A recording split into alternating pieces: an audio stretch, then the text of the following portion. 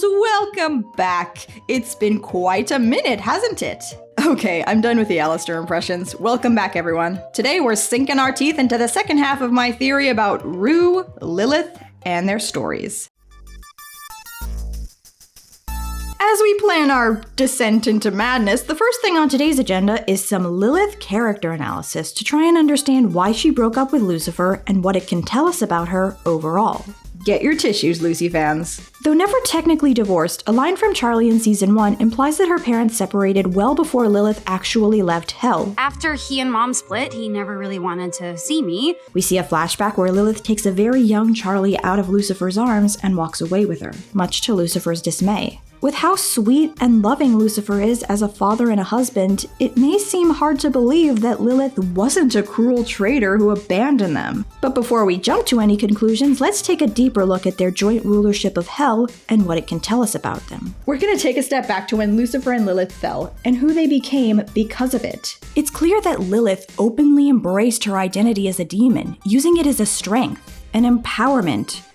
Whereas Lucifer, well...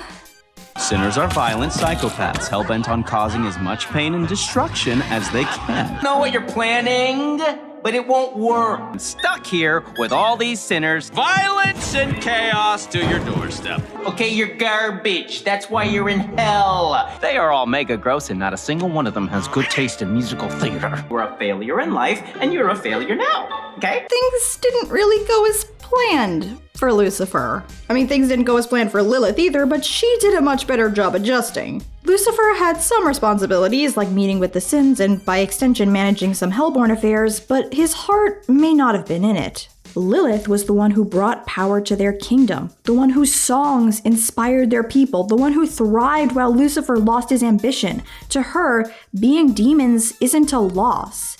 It's just who they are now, in the same way that hell is their new home. And why mourn being banished from a heaven that was so cruel to them when they can, well, resist? This is obvious even through subtle details, like how Lilith keeps her horns visible while Lucifer chooses to hide his. She gives it a rest in private, but anytime she has a public appearance or is depicted in a portrait or monument, her horns are prominently displayed. The same is not true of her husband, whose demonic traits like his horn, tail, and fully red eyes stay hidden most of the time. These differences make total sense when you think about it. Lucifer is an angel born to worship good. Light is as natural to him as the air he breathes. Despite being an outcast in heaven, he was still created with the same intention to worship good and be all about good and shield the world from evil, which he did. Until the incident. To him, being good and heavenly is just the thing to do, and he can't understand why anyone would think differently, which is probably why he didn't think the apple would have consequences. Of course people would be good if given the choice. Good is, well, it's good. Nowadays, he resents heaven for how they treated him, but still holds on to his prejudices against supposed good and evil, and those who can't meet heaven's standards. In the same way that Vaggie, despite her intentions to help sinners and despite working at what is basically a rehab center, still holds on to her militant attitude and bad impressions of the guests for any single misstep. Season 2 shows a lot of improvement on her part, but the point is, falling doesn't mean unlearning what heaven taught you, and it certainly didn't for Lucifer. Lilith, meanwhile, had very different experiences. She's human. She wasn't created with the intent to revere and worship good, and not only human, but a human thrust into a difficult situation right from the get-go. Lilith quickly learned why it's not always easy to be good. There is no right way to respond to this kind of behavior because people like Adam believe they can do no wrong and will always make it your fault somehow. She saw from early on that doing the right thing is no simple task when you're being treated unfairly, which is why she understands sinners better than Lucifer ever tried to. And I do wonder how he would react if someone pointed out to him that Lilith is also a sinner who failed divine judgment and thus is no better than the rest of hell. Point is, not only does she recognize that their lives are complicated, but since she never saw the good parts of heaven that Lucifer did, she doesn't see anything worth aspiring to. She's quick to ask, what makes heaven so much better to begin with? which is a pretty valid question considering not even heaven knows the answer. But where Lilith saw the next step in their journey, a kingdom they could grow and thrive in, Lucifer saw his own failures. According to the prologue, Heaven cast Lucifer and his love into the dark pit he had created, never allowing him to see the good that came from humanity, only the cruel and the wicked. Ashamed, Lucifer lost his will to dream. for an artist, not being able to create is like death. When you lose your ability to dream, you lose yourself, and that is the kind of thing that can easily spiral into depression. This is implied to have started shortly after their fall, based on Lucifer still wearing his robe. People assume that Lilith leaving him was the cause of his depression, but this seems to be indicating it started long before that. His depression leads to isolation, inaction, and copious amounts of rubber ducks everywhere, which is supported by what we see of present-day Lucy. It's at this point that I want to take a brief detour to talk about Charlie and Lucifer's Season 2 interactions, both to analyze Lucifer a little more, as well as defend Charlie a little bit, because I feel like people tend to forget who the parent here is. While captured, we witness Lucifer being excessively preoccupied with Charlie being mad at him. He's just been captured by a dude who's openly expressed intentions to overthrow heaven, and all he can think about is being silly and how mad Charlie's going to be. This tells me his concerns aren't exactly coming from a rational place. Yes, what Charlie told him here obviously hurt him profoundly, but it's worth wondering how much of that is Charlie's fault, because she did say some unfair things, and how much of it is Lucifer's own issues seeping their way into the interaction. Because what she said to him wasn't that bad. Hurtful, yes, but not earth-shattering. I feel like we've all said worse things to our parents. That is, unless there were certain consequences in your home for speaking honestly. Most parents would see an argument like this as a mere bump in the road that could be solved once their child had some space to calm down, especially if your child's partner is agreeing with you. But between their estrangement, Lucifer's gullibility, and the fact that as an autism-coded character he may have trouble reading between the lines, he doesn't see that. Due to their distance, he's never had a real argument with Charlie, aside from temper tantrums when she was a baby. He's never experienced picking up the pieces after a fight with her and moving on, so he doesn't know better than to assume their bond is broken. And he's not just crying over Charlie. Later, he watches a cartoon about a romance between two ducks that is implied to remind him of him and Lilith. Lucifer didn't just lose his daughter. He lost everything. He's lost whatever relationships he had in heaven. He lost his wife, and now he's lost his kid. Charlie was the only thing keeping him afloat, so thinking he's lost their relationship, even though he hasn't, is enough to pull him under. This isn't just about what Charlie said, it's about what Lucifer heard. Then there's the fact that going behind someone's back trying to help already cost him so much the first time he did it, he probably sees history repeating itself. As the prologue suggests, his understanding that his involvement only ever hurts leads to inaction. For example, despite clearly being upset about the way Vox is tarnishing Charlie's reputation, he can't be convinced to do something until Vaggie compares him to Charlie's other supposed father figure, and his fear of losing their relationship to him changes his mind. Lucifer has a lot of issues here that aren't about Charlie, but influence how he sees their interaction, which, wouldn't you know it, is also true of Charlie. Her hyper-focus on Vox's lies about her hurts their relationship just like how his depression used to. So if I'm understanding many of you correctly, yelling at your dad and saying some mean things to him one time because you're going through some shit is horrible. But isolating yourself from your daughter for several years because you were too depressed to be a parent to her is A-okay. Listen, I've dealt with depression. I understand that this was neither Lucifer's choice nor his intention. He's very well written in this way. But that doesn't change the fact that as her father, it is up to him to put his child first. Otherwise, he's just not being a good dad. And yes, he comes around by the end and makes things right, just like Charlie does. But if it seems like the give and take in their relationship isn't equal, that's probably because it's not supposed to be. It's a parent's job to put his kid first, not the other way around. And about the scene where she ignores his injury to gush with vengeance, A, Lucifer was clearly not in any life-threatening danger. B, she hasn't seen Penchas in months and has gone through multiple types of grief, from thinking he was dead to learning he was alive but she couldn't see him, to finally thinking she would get to see him on the broadcast, to that falling through, to actually seeing him after the dangers passed. Her grief is all over the place, and just because she responds in a very Charlie way doesn't mean she's any less emotional about it. Anyways, I got that out of my system. Back to Lucilith. And more than anything, Charlie expresses only really knowing Lucifer through the fantastical stories he told. We witness a flashback where a very young Charlie sneaks into Lucifer's workshop without making any effort to get his attention. Still, he notices her and offers a hand to her, which Charlie looks both happy and surprised by. He picks her up and tells her grand stories until Lilith comes in and takes her away. In the present day, Charlie leaves a voicemail to Lilith remarking that Lucy isn't so bad. Both of these suggest that Lilith isolated Charlie from her father from the time she was a little girl. And Charlie's surprise at his welcoming attitude implies that he wasn't super involved even before that point. Do you think Lilith might start to worry about her young daughter picking up on some of his bad habits? That she might start to worry about what kind of ruler Charlie would grow up to become if she inherits some of his beliefs? The beliefs of someone who hates sinners? Who has a responsibility to his people and to his daughter that he just doesn't meet? Who can't even accept that he's just as much of a demon as he is an angel?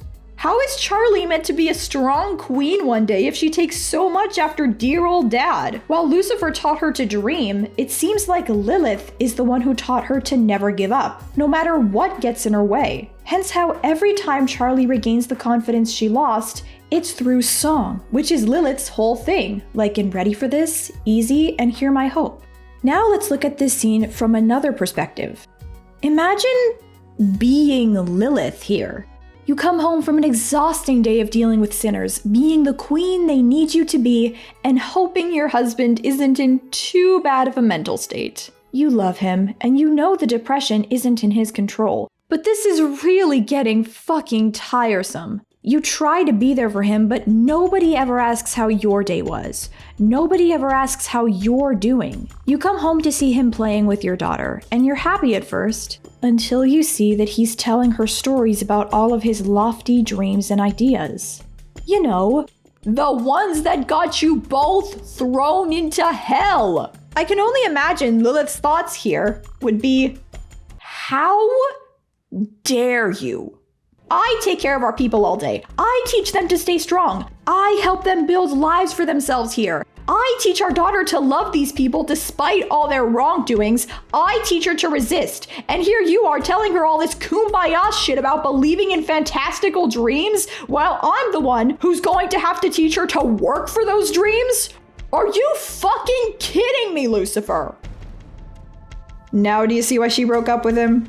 Regardless of whether it was right, do you see why she did it?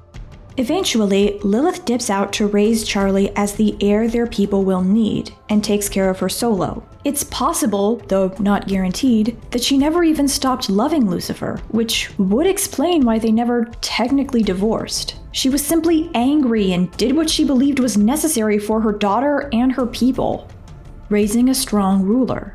As for Charlie and Lucifer's remarks about Lilith ignoring things that don't matter and including themselves in that category, ruling hell and raising a kid are probably not easy to balance on your own. And this is one of those things that we really don't know. But my best guess is that Lilith was doing the best she could in that situation. Because, again, Charlie turned out pretty well despite her faults.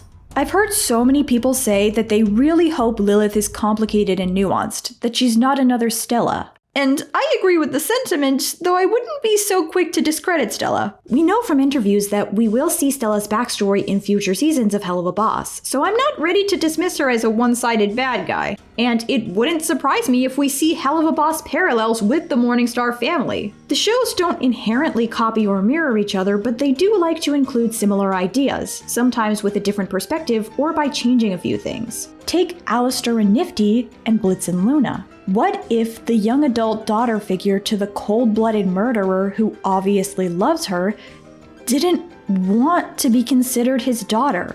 What if Shaggy, the main pre-established, sexy, opposites-attract relationship, was also super into PDA? Hello, Eminem. What if the scorned daughter of a depressed dad who loved her but kind of fucked up as a father just couldn't forgive him the way Charlie forgave Lucifer?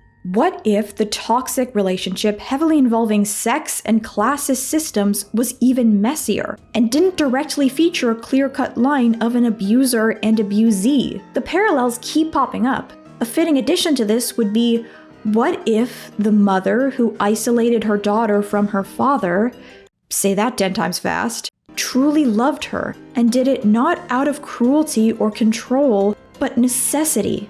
We'll circle back to the Morningstars later in the video, but for now, let's answer a different question. Why did the exterminations begin? We, as the audience, are informed multiple times that the exterminations began because hell was overpopulated. But let's take a step back, shall we? As the show went on into its second season, many viewers may have remarked that Heaven themselves never actually mention overpopulation as a reason for exterminating. Adam says it's entertainment. Lute says everyone in hell is an abomination, so it doesn't matter anyway. Sarah repeatedly references keeping Heaven safe. Lute is now the only character vehemently defending the exterminations, and her entire argument is basically they killed Adam and they're demon scum. Oh, and what was it she said in episode 7?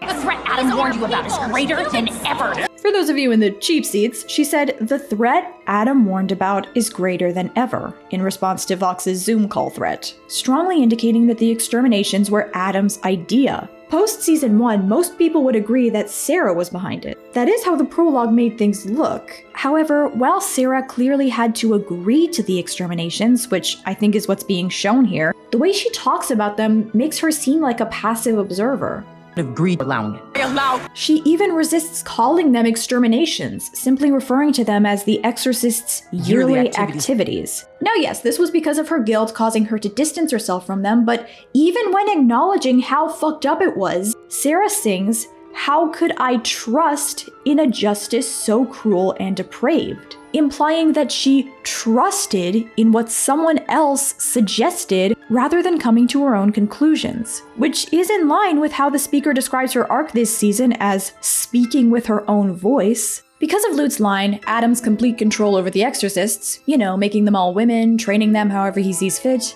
and just the fact that it seems way more in character for him than for Sarah to suggest something like this, he seems to be at the root of the exterminations.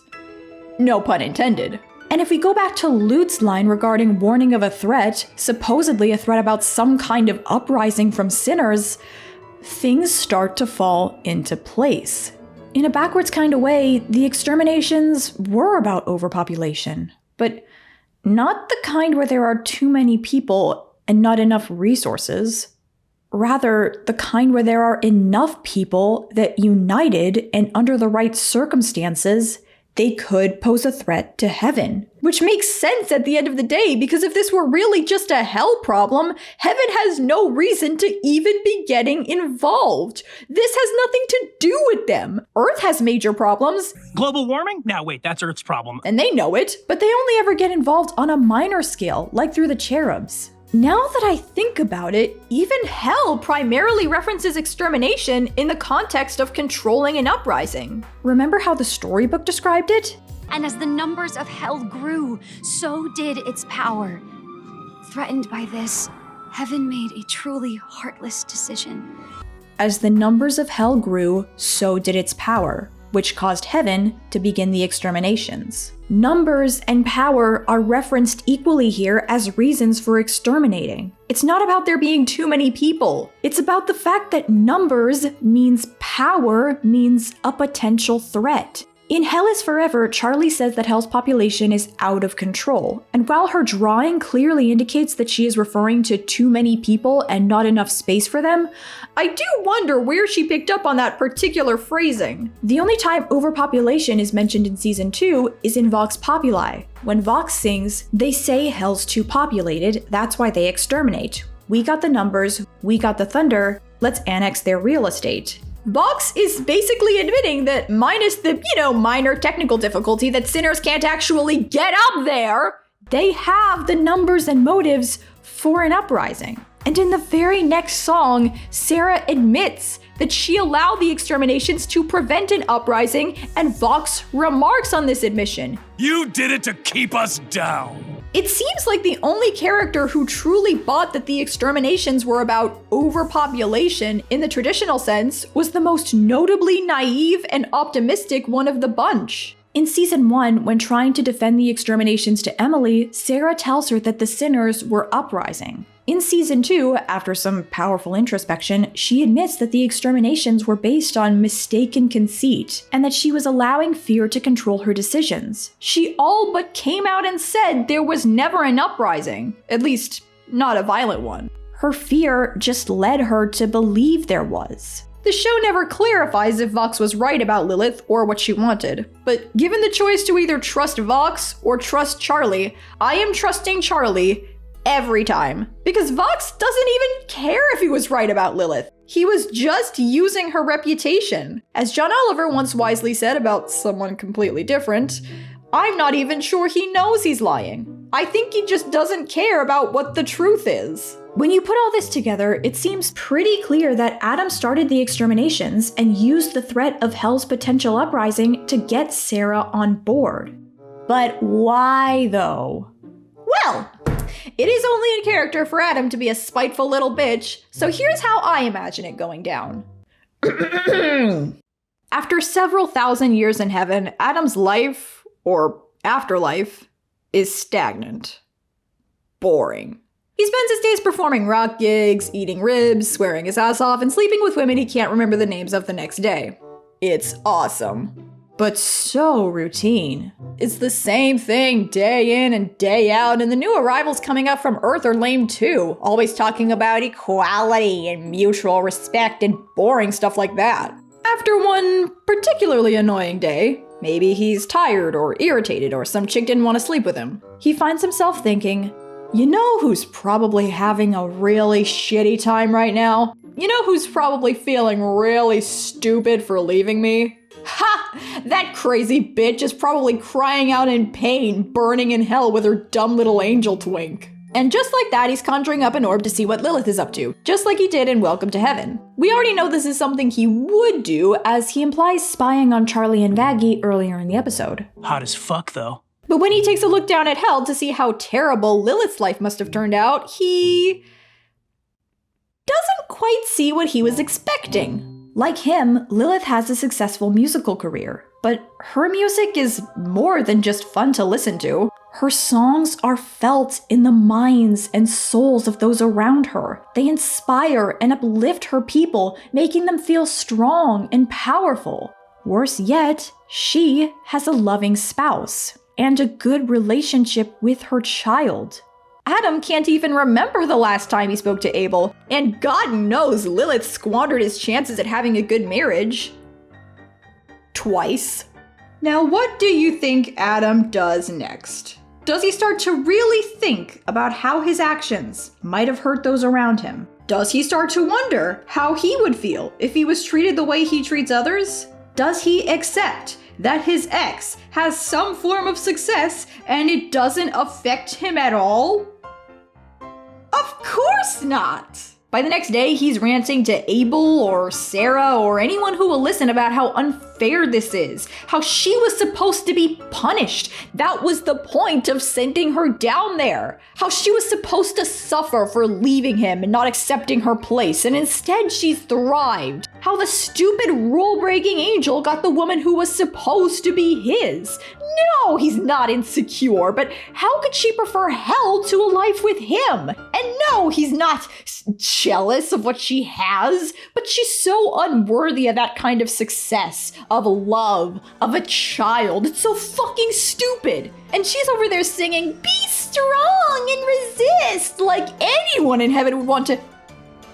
That last part catches Sarah's attention. She asks Adam what he means about Lilith's songs, and Adam explains her whole resist vibe. Sarah gets nervous and tells Adam this isn't something to joke about. Adam insists he isn't joking and shows her some of Lilith's concerts, but he can also see how uneasy this is making her, and very quickly starts to realize that he might be able to get revenge on Lilith after all.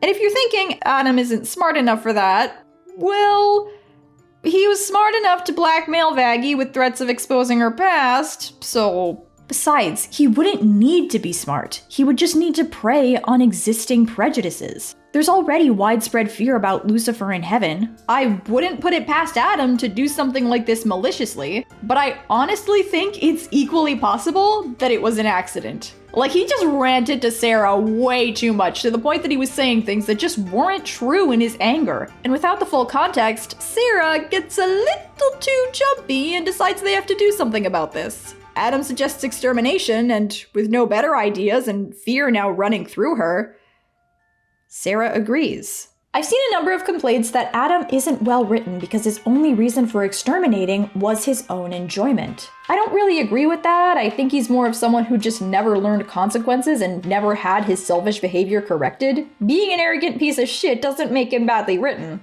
Also, he's far from the only arrogant piece of shit in this story. Anyway, I don't think Adam was lying when he told Charlie that he loved the exterminations because he found them fun. But if there was another deeper reason, like, say, revenge on an ex, he's not gonna go telling her that. He'd never want to admit, let alone to Lilith's daughter, that he was so deeply affected by her success. Besides, he might not be able to tell her, even if he wanted to. Alright, we're finally at the endgame.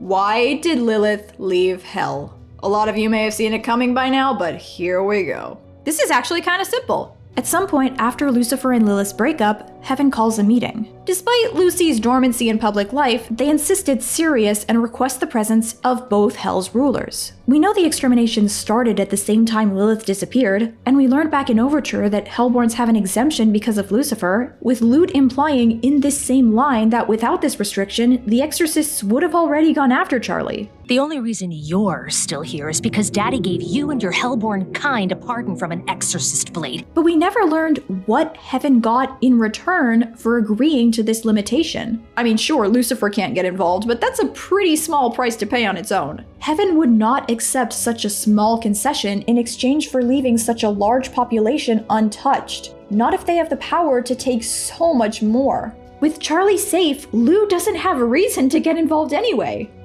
Well, no reason except the one sinner he truly cares for, Lilith. And if I'm right about why the exterminations began at all, there would be one last hanging thread for Sarah and Adam.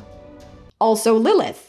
Sarah wouldn't be content to let the Queen continue her work. She's already bringing her people to protest, and with this, they'll have perfectly good reason to take those protests even further. If Adam's whole intent was to ruin Lilith's happiness, it only makes sense that he'd want her out of hell, whether it was just to separate her from her loved ones or if he went to see her during those 7 years. They both want her out of hell. Lilith and Lucifer are horrified, but no matter what they say, the angels refuse to back down. So Lucifer, Lilith, and Adam sign the agreement. Every year, Heaven will send down an army.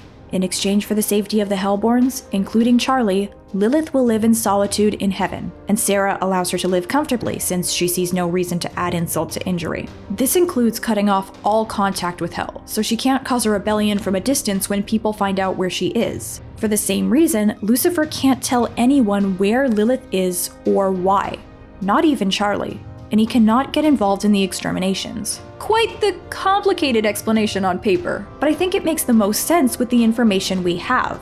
In Dad Beat Dad, Charlie said that her father just let the extermination happen, that he just said, "Go ahead and kill everyone," implying that he didn't display much guilt to her or tell her any details from the meeting, which makes sense if he wasn't allowed to tell her the full story. Now you may be wondering, if Lucifer knows Lilith can't contact him, why does he keep calling her?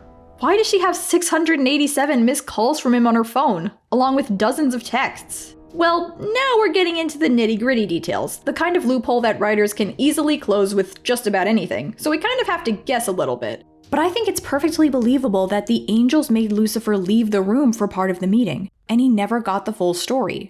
Maybe they didn't want his protective husband instincts to kick in. Maybe Adam wanted to rub in Lucifer's face that he stole the girl Lucy stole. Considering his almost obsessive worry that his loved ones are mad at him, as we see with him and Charlie, maybe this text says something like, "Hi, honey. So, are you still mad at me? Are you mad at me? I mean, I know things didn't end well between us, and I'm so sorry. I never thought you'd hate hell so much that you'd just... There's so much I wish I could say to you. It's been 7 years. I didn't think you were this mad at me, but whatever I did, I'm so sorry. I'm sorry I made you give up on me. I'd do anything to make it right." Well, this text is long. Call me when you're ready to talk again. Or maybe he's calling her knowing that she won't answer because he's just in the habit of hurting himself emotionally. Wouldn't surprise me. Well, that's that. At this point, there's one last hanging thread. The radio demon. Why did he disappear at the same time as Lilith? It's very possible that Lilith and Alastor knew each other and grew close in the years before Lilith's disappearance, maybe even since his arrival in Hell. Despite his eccentricities, Alastor is a gentleman and seems like the kind of person Lilith would get along quite well with. Alastor would have respect for Lilith, especially considering his opinions on women and the fact that Lilith left Lucifer in the best interest of her child. Or at least what she believed to be the best interest of her child. See the semi-canon upside-down music video for further context on that. Back when Lilith owning Alastor's soul was a prevalent theory, many suspected that the reason for Alastor's hate towards Lucifer was that Lilith had been talking shit about him to Al. I think this explanation makes even more sense in the light of them being friends instead. Or acquaintances, since, there are no friends in hell other than Nifty. Lilith wouldn't even have to talk badly about Lucy. She might have, but Alastor could have just read between the lines and falsely assumed that Lucifer was like his dad. Anyways, if this was the case, Lilith would obviously notice should Alastor suddenly disappear, and Rosie, whom if you've seen part 1 of this theory, you know as Rue, doesn't feel like picking a fight with the Queen of Hell right now. She probably could do it, but it's not really part of her plan, so she keeps her control low-key. When the exterminations start and Lilith disappears, Rosie seizes the opportunity to get rid of him. She doesn't have any use for him yet, but she doesn't want him to ruin her plans with his usual scheming. His ego probably doesn't help, since according to Amir Talai, Alastor thought he couldn't be harmed before getting his ass kicked by Adam. Rosie might have made him disappear because she didn't want her very useful pet to get himself murdered because he was stupid enough to pick a fight with the big fish. Regardless of the exact reason, though, she keeps an eye on Charlie and the hotel, which isn't hard since she literally has eyes all over Hell. She bides her time, keeping note of what Charlie can accomplish, assessing her potential, and when she seems to have reached her lowest point, being humiliated on national television and with no other option than to once again seek advice from her mother, Rosie takes advantage. Seeing Charlie's vulnerability, Rosie brings Alastor into the equation to take advantage of it as Rue sees fit, and the rest is history. My voice hurts. I've been recording since 1 o'clock, by the way, which comes out to like 5 hours of raw footage. Anyways, that's the long and I guess short of it, folks. To recap, Rue took on this Rosie persona in order to gain power and break her chains. At some point, she started keeping tabs on little Princess Morningstar, hoping to manipulate her into serving this goal. Meanwhile, Lilith broke up with Lucifer since she basically had to rule her kingdom solo and wanted to raise her daughter to be a good queen. Sometime afterwards, she developed a friendship with Alastor. Meanwhile, in heaven, Adam got spiteful of her success, and him and Sarah sent down the extermination. In exchange for the protection of Charlie and the other Hellborn, Lilith had to go to heaven and cut off all contact with Hell. With her out of the way, Rosie makes Alastor disappear until she has use for him. When Charlie hits what looks like rock bottom, she finally sees that use and sends in Alastor to manipulate her. What do we think? Does Lilith actually love Lucifer and Charlie? Am I right about the reasons for the breakup?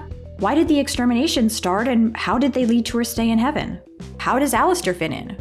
With that, thank you all so much for watching. Have a lovely day, and come back soon. Bye for now.